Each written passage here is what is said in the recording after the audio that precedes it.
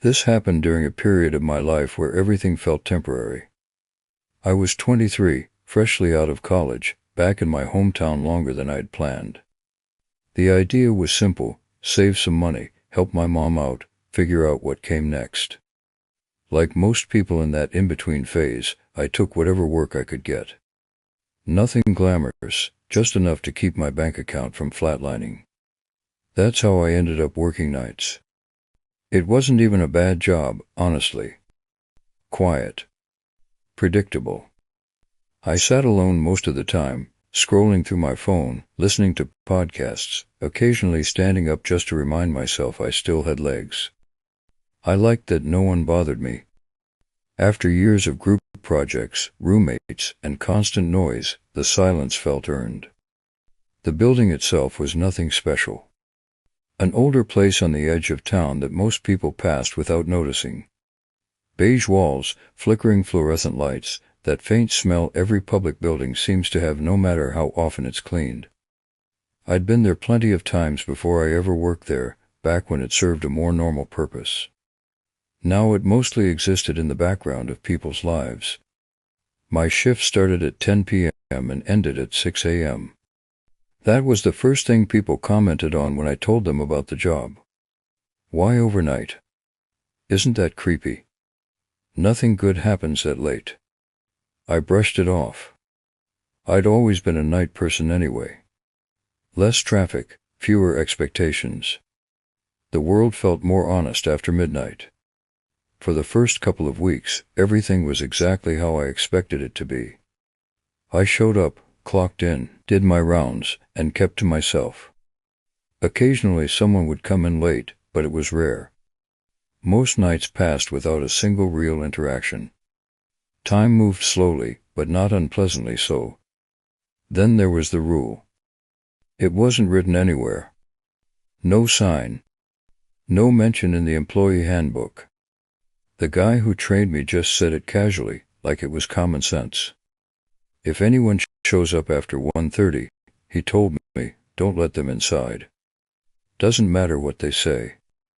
I remember nodding, even though I thought it was a little odd. What if they have a reason? I asked. He shrugged. They won't. That was it. No explanation. No story attached. Just a rule. At the time, I didn't question it. Every job has at least one policy that exists solely because something happened once and no one wants to talk about it. I figured this was one of those. Still, I noticed something. On my late-night rounds, usually between 2 and 3 in the morning, I'd sometimes see someone outside. Not up close, never close enough to make out details, but far enough away to register as a presence. A figure near the edge of the property. Someone standing where there wasn't really any reason to stand. The first time it happened, I assumed it was coincidence. Maybe someone cutting through. Maybe someone lost. The area wasn't dangerous, just quiet. The second time, I told myself I was overthinking it. By the third time, I realized it was always around the same hour. And they never tried to come in. They just stood there. I didn't feel scared. Not yet. More confused than anything. It was easy to rationalize. Late nights mess with your head. Shadows stretch. Your brain fills in gaps it shouldn't. So I did what I always did when something felt slightly off but not off enough to justify concern. I ignored it. I went back to my chair, checked the time, and waited for the shift to end, telling myself that if it really mattered, someone would have warned me. They hadn't. And that made it easier not to ask why. Ignoring it worked, for a while. A few more nights passed, mostly uneventful. The same routine. The same quiet hours. I almost convinced myself that whatever I thought I'd seen before was just my brain looking for stimulation in the middle of the night. Almost. The first thing that really bothered me wasn't visual. It was procedural.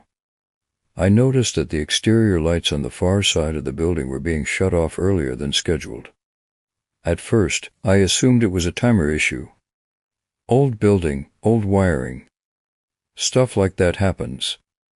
But after checking the panel one night, I realized the lights were being turned off manually. By someone. The thing was, I was the only one on shift. I mentioned it casually to the supervisor during a shift change a few days later. "Oh yeah," he said, not even looking up from his clipboard. "That's intentional." "Why?" I asked. He paused for just a second, barely noticeable, but long enough for me to clock it. "Helps keep things calm outside," he said. That was the entire explanation. No follow-up. No elaboration. Just a tone that suggested the conversation was over. That was when the discomfort started creeping in, not fear, not yet, but that subtle sense of being out of sync with everyone else.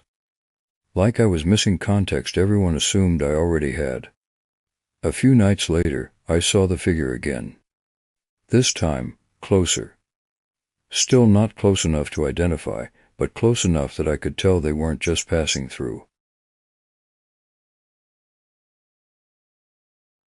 They were standing deliberately, facing the building. Not pacing. Not checking a phone. Just waiting. I stayed inside and watched through the glass. Minutes passed. They didn't move. I checked the time. 2:17 a.m. That's when I remembered the rule. After 1:30. A strange thought crossed my mind then, one I didn't like, but I brushed it aside just as quickly. What if the rule wasn't for keeping people out? I didn't finish the thought. Instead, I focused on something else. On being logical. On staying grounded. I reminded myself that people do weird things at night for reasons that have nothing to do with me. Eventually, the figure walked away, disappearing into the dark like they'd never been there at all. I exhaled without realizing I'd been holding my breath. The next odd thing happened the following weekend. Around midnight, a guy came in, normal enough at first glance. Mid-30s, tired-looking, polite. He signed in, thanked me, and went about his business. Nothing strange. But before leaving, he leaned in a little closer than necessary and asked, quietly, "Does it still stop at 1:30? I blinked. "What?" He smiled, but it didn't reach his eyes. "Never mind," he said, backing away. "Just curious." He left without another word. That interaction stuck with me longer than it should have. Not because of what he asked, but because of how confident he sounded asking it. Like he already knew the answer and just wanted to see if I did. That night, I didn't see anyone outside. But I couldn't shake the feeling that something had changed. Like whatever pattern I'd been ignoring had finally noticed me paying attention. I started checking the doors more often. Double-checking locks that had never failed me before. Listening more closely to sounds I used to tune out. The building still looked the same. Still felt ordinary on the surface. But now, every quiet moment felt loaded. And for the first time since taking the job, I caught myself counting the hours, not waiting for the shift to end, but hoping nothing happened before it did. The turning point came on a night I almost called out sick. Nothing was wrong, I just had that heavy, unexplainable resistance to going in. The kind where every small inconvenience feels like a sign you should stay home. I ignored it, like I had everything else, and showed up anyway. By 1 a.m., the building was completely still. No footsteps. No distant traffic. Even the usual background hum felt muted, like the place was holding its breath. I did my round earlier than usual, mostly to give myself something to do. Everything checked out. Doors locked. Empty rooms. Same as always. At 1:27 a.m., I was back at the desk. That's when I heard the knock. Not loud. Not aggressive. Just a single, deliberate tap against the glass. I looked up immediately. Someone was standing outside the main entrance. They were close this time, close enough that I could clearly see them through the door. A man. Late 40s, maybe older. Thin. Unshaven. He stood perfectly still, hands at his sides, staring straight at me. I checked the clock without thinking. 1:28 a.m. The rule echoed in my head. I didn't move. Another knock followed. Same rhythm. Same restraint. I stood up slowly and walked toward the door, stopping a few feet short of it. Up close, something felt wrong in a way I couldn't quite articulate. His clothes were clean, but worn, like they'd been slept in too many times. His eyes were open wide, not panicked, not angry, just intensely focused. He smiled when he saw me. "Hey," he said through the glass. His voice was calm. Friendly, even. "I'm early." That made my stomach drop. "I can't let anyone in," I said. My voice sounded steadier than I felt. "You'll have to come back tomorrow." He nodded, as if he'd expected that answer. "Yeah," he said. "That's what you're supposed to say." We stood there in silence for a moment. Then he leaned forward slightly, lowering his voice. "You're new." It wasn't a question. I didn't respond. His smile faded, just a little. "They don't tell you everything at first," he continued. "They wait to see if you ask." A cold wave washed over me. "Ask what?" I said. He glanced past me, deeper into the building, then back at my face. "How late it really goes." Before I could respond, he straightened up and stepped back. "See you," he said. And then he walked away, unhurried, disappearing into the darkness exactly like the others had. I locked the door, even though it was already locked. My heart was pounding now. No more rationalizing. No more pretending this was nothing. I pulled up the internal directory and started scrolling through incident reports, something I'd never bothered to do before. Most of them were mundane. Most. But buried a few years back, I found a cluster of entries marked internal resolution. No details. No summaries. Just timestamps. All of them after 1:30 a.m. I was still staring at the screen when I felt it, that unmistakable sensation of being watched. Not from outside. From somewhere inside the building. I turned slowly, scanning the hallway behind me. It was empty.